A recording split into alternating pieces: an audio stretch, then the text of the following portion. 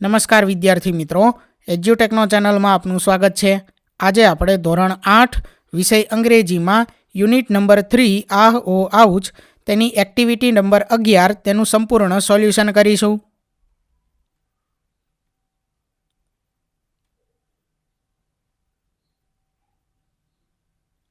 તો સૌથી પહેલા છે activity number 11A, see the picture carefully, answer the questions given below.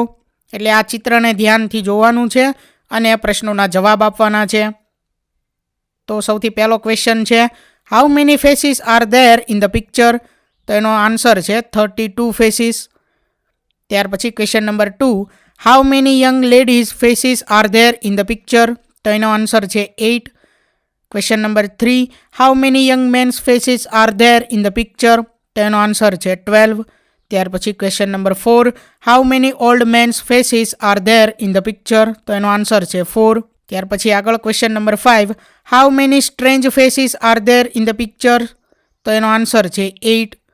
ત્યાર પછી આગળ activity 11B, project work, prepare a feather book, collect feathers from your surroundings, stick them into your book, write sentences about the bird, you can draw different feathers here.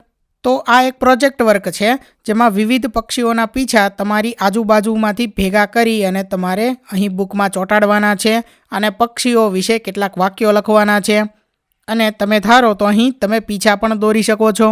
તો વિદ્યાર્થી મિત્રો, અહીં કેટલાક પીછાઓના ચિત્રો છે, બરાબર। ત્યાર પછી આગળ જે આપણે વાક્યો લખવાના છે એ પક્ષીઓ વિશે, જેમાં પહેલું છે મોર એટલે કે પીકોક। જેમાં પહેલું વાક્ય છે, peacock is the national bird of India. ત્યાર પછી બીજું વાક્ય છે, it is a very beautiful and colourful bird. ત્યાર પછી ત્રીજું વાક્ય છે, ઇટ હેઝ અ લોંગ નેક। ત્યાર પછી ચોથું વાક્ય, it has a blue feathers. પાંચમું વાક્ય, peacock eats fruits, grains, seeds, snakes and worms. ત્યાર પછી આગળ બીજું અહીં ચિત્ર છે કબૂતરનું એટલે કે pigeon. A pigeon is a beautiful small bird. ત્યાર પછી બીજું વાક્ય, અ પીજિયન હેઝ અ વન બીક, 2 wings, a long tail, 2 legs and strong claws. It eats small insects.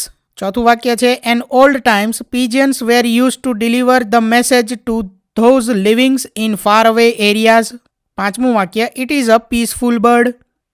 ત્યાર પછી અહીં ત્રીજું ચિત્ર જે છે તે ચકલીનું ચિત્ર આપેલું છે, જેમાં પહેલું વાક્ય છે, sparrow is a small bird, also known as goria.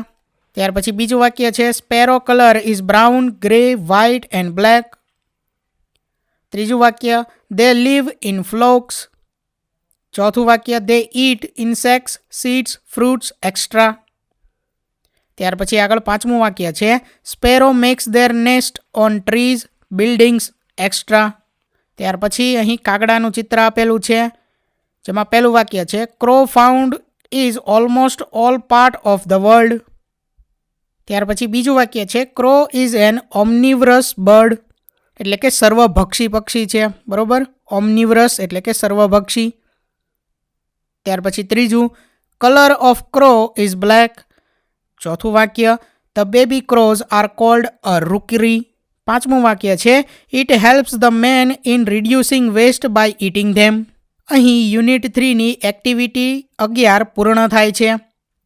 તો વિદ્યાર્થી મિત્રો, અહીં યુનિટ 3 આહ ઓ આઉચ તેની તમામ એક્ટિવિટી પૂર્ણ થાય છે।